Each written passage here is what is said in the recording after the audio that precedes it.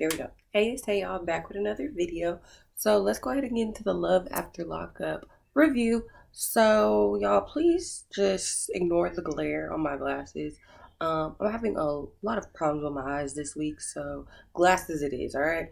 So the episode starts off with some good news. So we get into Justine and Mike. So Justine and Mike are basically taking a pregnancy test to see if Justine is pregnant because they did the one done real quick. So they take the test, and Justine finds out that she's pregnant. So congrats to that. Even though I was watching her live and she said she wasn't, but that was probably just for like the show because they can't reveal too much.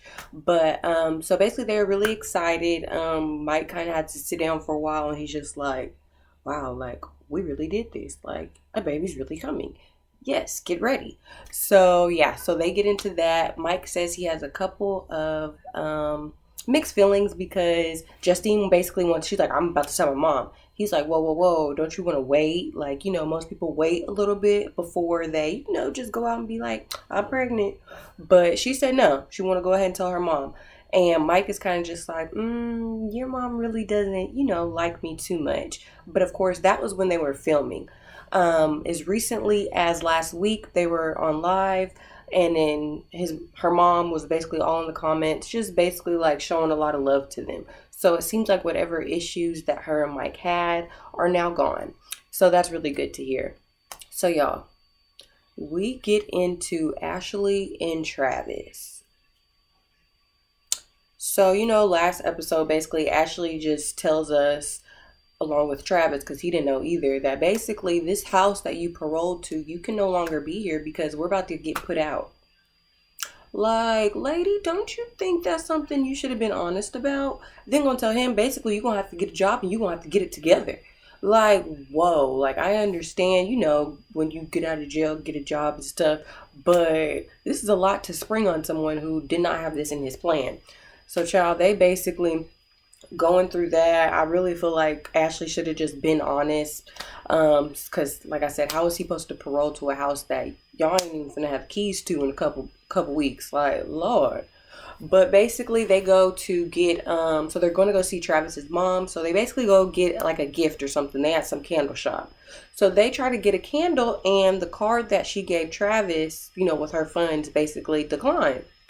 So he's like, do you have the money to take care of this? She's basically like, I'll give you my last 10.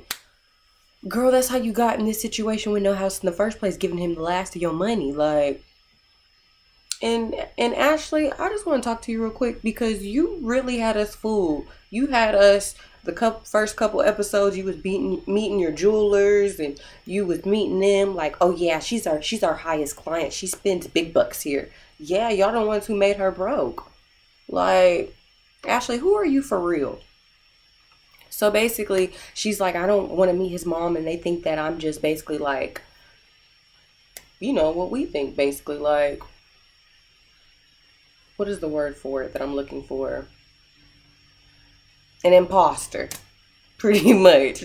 She's like, I don't want them to think that of me, blah, blah, blah. And I'm just like, well, girl, you should have been honest. But basically, they're at this candle shop, and they're trying to buy this candle that they cannot afford. So they literally have the nerve to say, oh, well, hold on, let us go scrape up some change. I'm sorry, scrape up some change. I'm just sitting here like, well, maybe this isn't what y'all should be doing. Like, maybe his mom, I mean, I understand y'all don't want to come empty-handed, but y'all are empty-handed right now. Y'all don't have anything. So I'm pretty sure, how they used to do the little Mother's Day cards in like elementary, real nice, real homemade, real from the heart.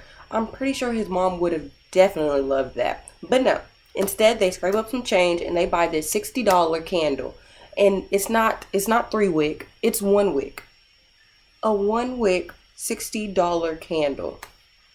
That's my thing. Like, what if she doesn't even like the scent? What if she never burns that candle? Y'all needed that $60. So, child, their priorities are a little bit of everywhere right now.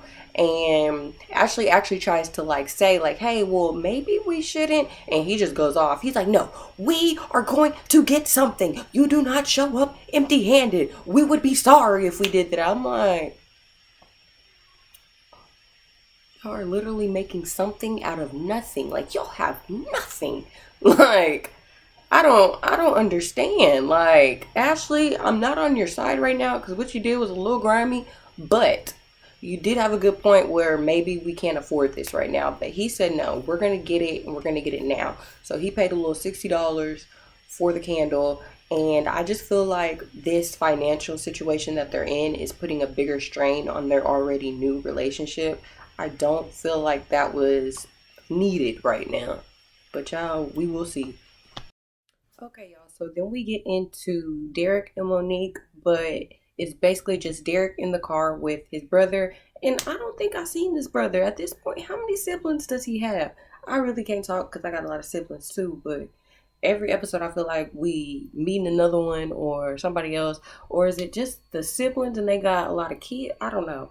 But there's a lot of his family, pretty much. So we he's basically in the car with his brother, and his brother is just like, you can tell whose side he's on, his sister's side, rightfully so, because I guess they family, but they're not in the right, because they basically just talking about Monique, just really bringing her down. So basically the brother's in the car talking about, like, he's like, yeah, so what you see in her anyway? That's not your type. Mm-hmm. I don't like her. I don't like her because she this and she that, and she just basically going in. And one thing I can say about Derek though, he did defend her around his brother. He was like, nah, she cool. You just got to get to know her. Then the brother said something, and I was like, whoa, that's really how y'all feel? He was like, we don't like BBWs. Speak for yourself. Clearly your brother do. Like, it's just like the stuff that they say about Monique, I don't feel like they have no real reason why they don't like her other than she's not the typical type that Derek is used to being with. And there could be other stuff too, but for the most part, that's the main thing that they be throwing out. They always talking about her weight. Like, okay, she's big, get past that. Like, what else? What else? I mean, yeah, she's a little controlling. They be saying that too. But like, honestly, like, what else? Like, so basically Derek just reminds him, like, she was holding it down while y'all wasn't, while y'all was saying, while y'all wasn't answering the phone, wasn't doing certain stuff, just all that. But the brother ain't trying to hear that. He like, no, like, we don't like BBWs. I don't like her. Like, team sisters, whatever. So he ain't trying to hear it. So then they're kind of just basically meeting up with the other sisters and they go to the house.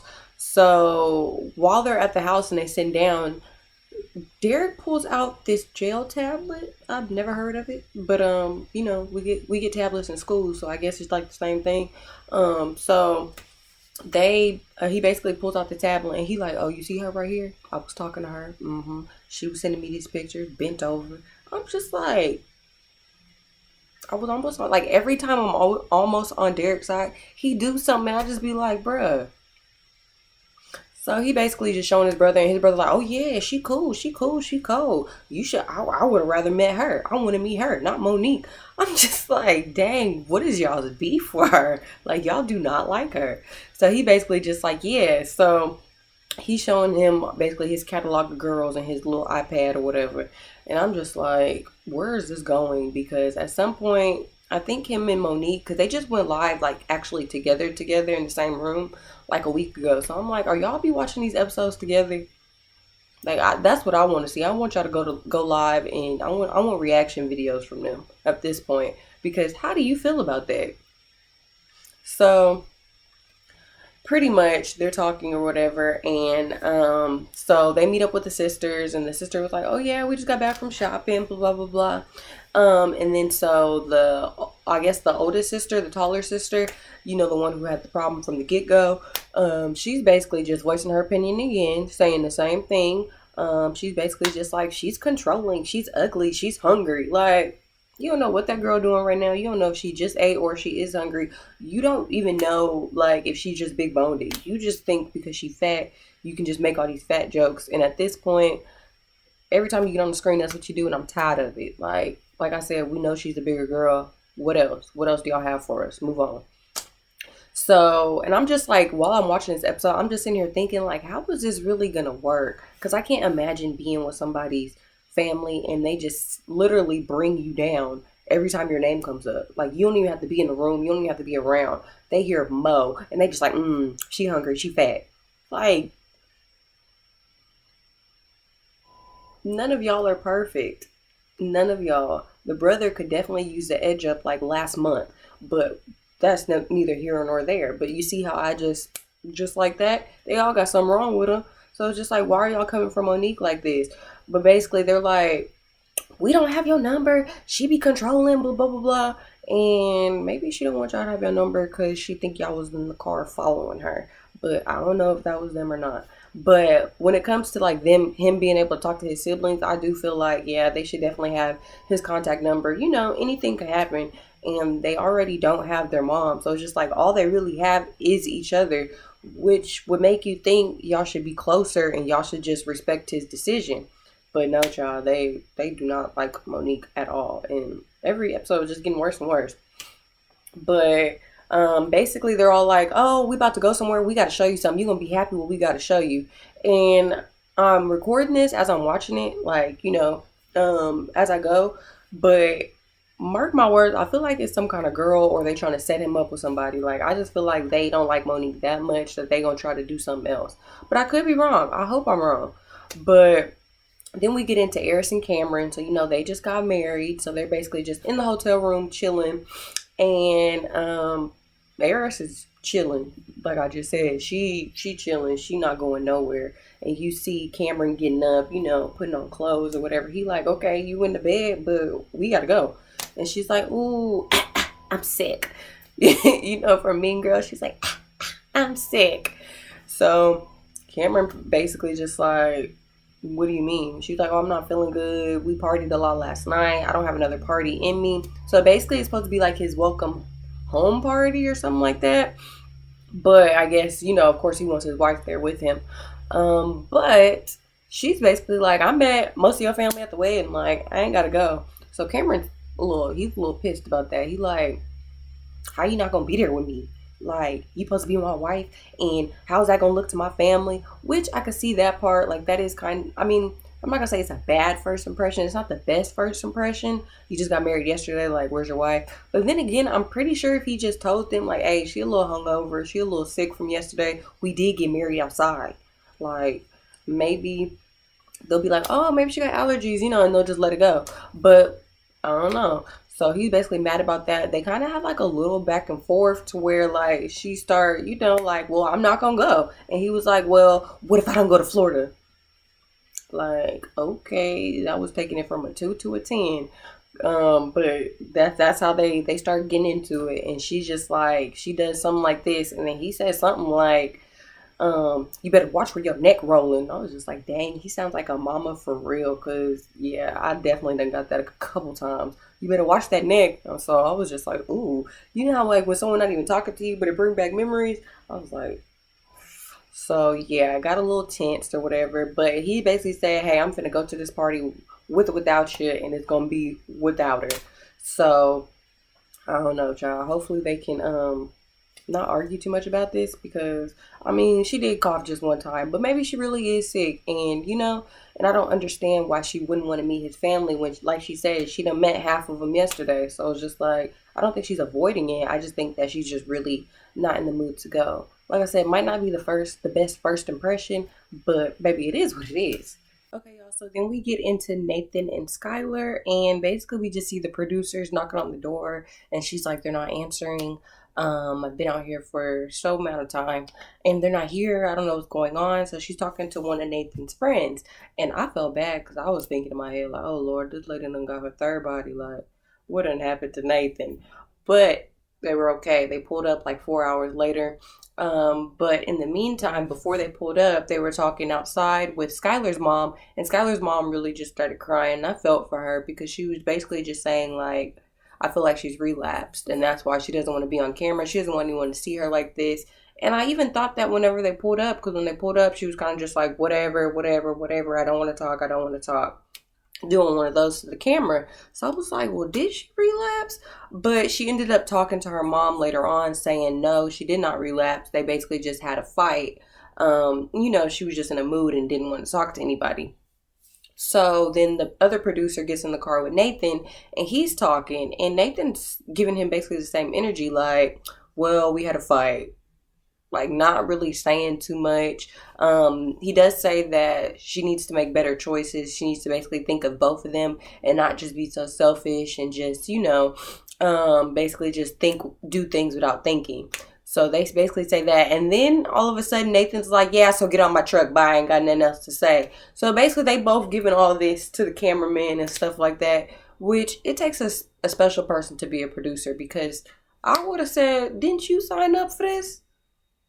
Like, what do you mean you don't want to talk? Like, I never understood that. I don't know if it's just for the camera situation or just for like the dramatic effect, but he literally said respectfully, get out my truck. I was just like, I don't sound too respectful, but okay. Like at this point, these are your employers you're talking to like this. But okay. So yeah, so basically her and her mom talk, and she just says like, hey, I didn't relapse. I was just going through a lot. Didn't really want to talk to nobody. And her mom basically brings the fact of her having a relationship right now, saying that she doesn't think that's the best option, because in every situation that she has relapsed, it's been because of her significant other that she's been with. The people who are no longer with us.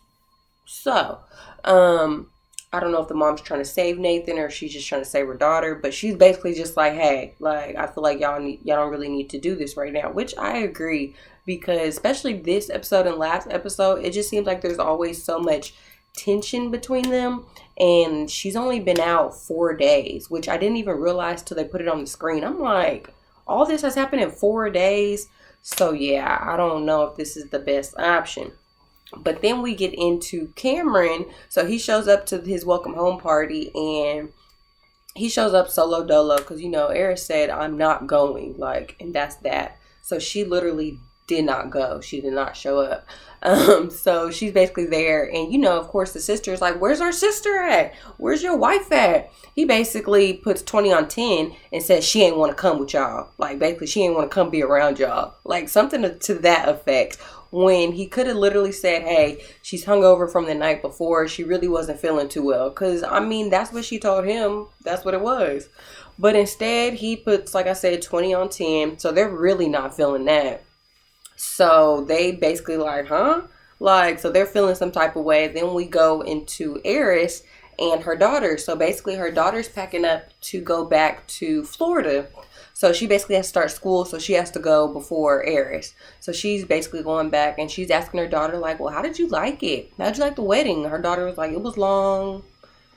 It was this, and then Aris is basically just rushing her, like, oh, whatever. But did you have fun? I'm just like, let this little girl tell you her real feelings, because you might hear something that might be beneficial.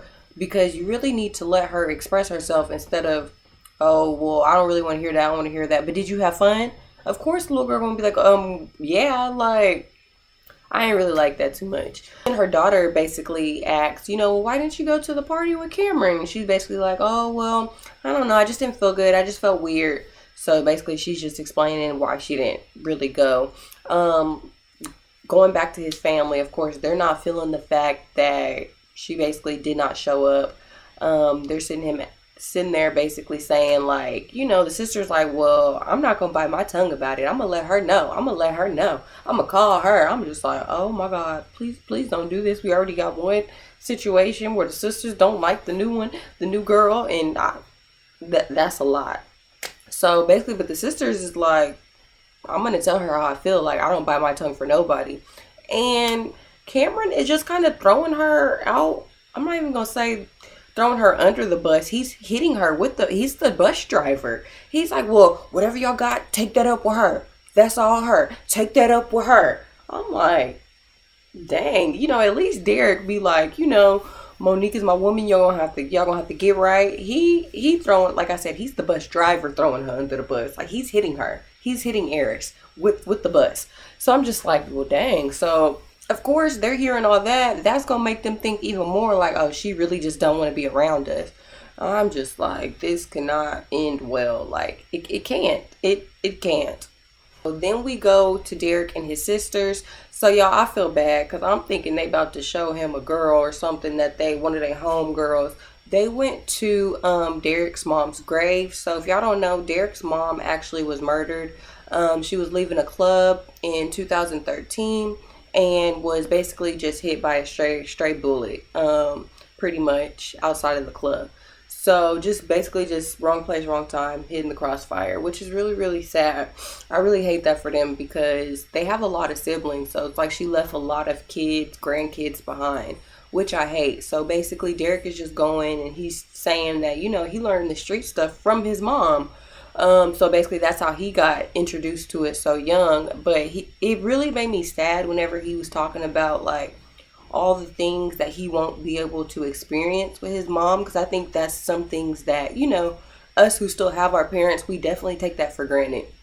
And if y'all don't know by now, whenever I see stuff or when I see people crying, I be crying right there with them. So I was definitely like, because it's just like some things, like I said, you take for granted and you don't see it until you actually see it happen to somebody else. And you're like, dang, I can't imagine.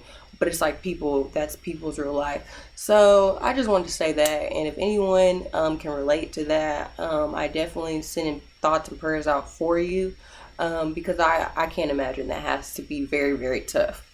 So yeah, I do feel bad. I'm like, wow, okay. So I'm thinking they, trying to hook him up with a homegirl, and it definitely was not that. So my bad. But then we get into Travis's mom, or Ashley and Travis, basically. So they meet Travis's mom. This lady, she seems really nice and welcoming. She was very, very nice to Ashley. She was basically just like, oh, okay, nice to meet you. And then, just touching on her hair and stuff, just admiring her a little bit. And then they give her the candles. So it wasn't just one candle that they got, which makes sense, I guess, why it was $60. But they were still all one wick, if I'm not mistaken. But so the mom basically said what I said. She was like, thank you so much. And she, talking to in her little confessional, she's like, I just worry about their financial situation. Girl, me too. So I'm like, Ashley, you trying to hide stuff, but Mama knows. Moms always know. And she said, look, I'm worried about their financials, which I think we all are at this point because she told nobody nothing. Yeah, so Ashley starts showing off her jewelry and she's like, oh, look at this, look at that. And then the mom's like, oh, that's nice. That's a little bit above my taste. That's why you got the rich clients. She don't have no clients, actually. So Ashley basically trying to tell her without telling her, like, oh, yeah, business has been slow. Like, girl, just spit it out. Say, I'm an imposter. I'm broke and we don't have a place to stay. Like, because at this point, the mom, I feel like, is catching all hints. And I feel like Travis has been telling his mom kind of what's going on, because the mom ends up basically saying, like, hey, it would be great if you guys could stay here, don't have to worry about anything. She's really trying to help them out. And Ashley's like, oh no, I don't want to be supervised. Girl, what else are your options? Like, let's just be realistic here. First of all, what else are your options at this point? So I don't know. I don't think the mom was really feeling that either. She's basically begging them to stay at this point. But I don't think she's going with that. But then Nathan and his mom end up having a conversation and they're kind of just talking. And she basically is like, I don't know why y'all are in the rush to get married. She was like, you should really just see how she is. You don't even know basically how she is. And everything that his mom is saying that's logical. Nathan is coming back and basically, Travis is coming back and basically like, well, you don't know this and I know her. I talk to her 5 times a day. Basically, I talk to her. I know. I'm just like, yeah, you talked to her in jail while you were in there. You don't know. She could have told you she was just chilling. She could have been, somewhere else. Like, she could have been at a whole guy's house. Like, oh, I'm just chilling. Blah, blah. Like, that's what I'm saying. Like, he really does not know her outside. So basically the mom was like, just give it a minute. Like, don't rush it. Just, what is the rush for? And she's basically saying, like, with these financial issues that y'all are having too, that's just going to add on to it. He's literally not trying to hear any of it. Like, none of it. So we go into Ashley and she's basically at this pawn shop or something like that, trying to like sell some jewelry and stuff. So she's showing her website and I don't understand why she still has stuff on there for like $12K.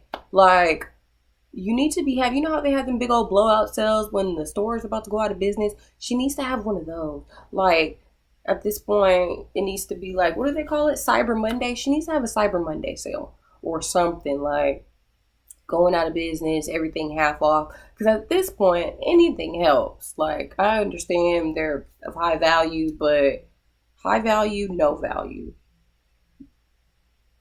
It's high value and no value is what she's getting from it. It's just right here with it. So I'm just like, Lord, what is going on? And it's sad because it's just like, she talked about all this money that she, sent him and all this that she paid for to get him out. And it's just like, now that he's out, you're broke. Priorities, like literally priorities. But I think she ended up selling some of her stuff or getting some stuff from the pawn shop, I guess. I don't know. At this point, I'm just so disappointed in Ashley. I just be listening and then I look away. I'm half looking at it, y'all, honestly. So then we go into Justine, and Justine actually calls her job to resign, but it's not really a resignation because she gives them like a 2-minute notice. She's like, wait, right now? She was like, yeah, like Mike wants me to stay home and everything. So her boss is kind of like bummed. He's like, oh, well, just think about it. Try to think about it. And she's like, no, really, my mind's made up. Mike doesn't want me working. So, for my family, I'm going to have to say no thanks. And he was just like, well, are you doing this because of your husband or because of you? And she really wasn't trying to hear that. Like, look, she's quitting.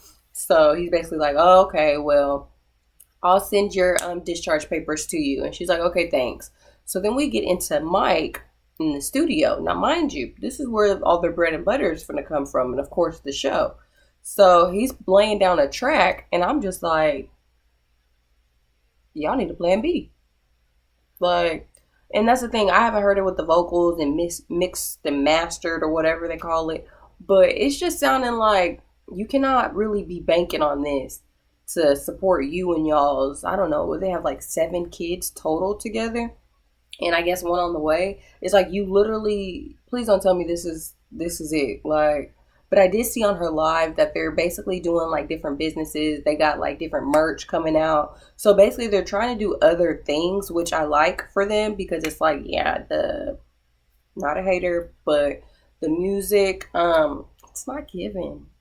It's not giving. Like, and hey, I hope you do have a hit and they prove me wrong because that would be great for their family. But as of right now, it's just looking like plan B ain't so bad. Maybe plan C and D. Just backups. You can never have too many backups. When we get into Derek and Monique, so they're kind of just chilling from his long day that he had yesterday with his family. He's kind of just running it down to Monique, telling her, oh, I met my brother at the store. Then we linked up with my siblings. They took me to my mom's grave.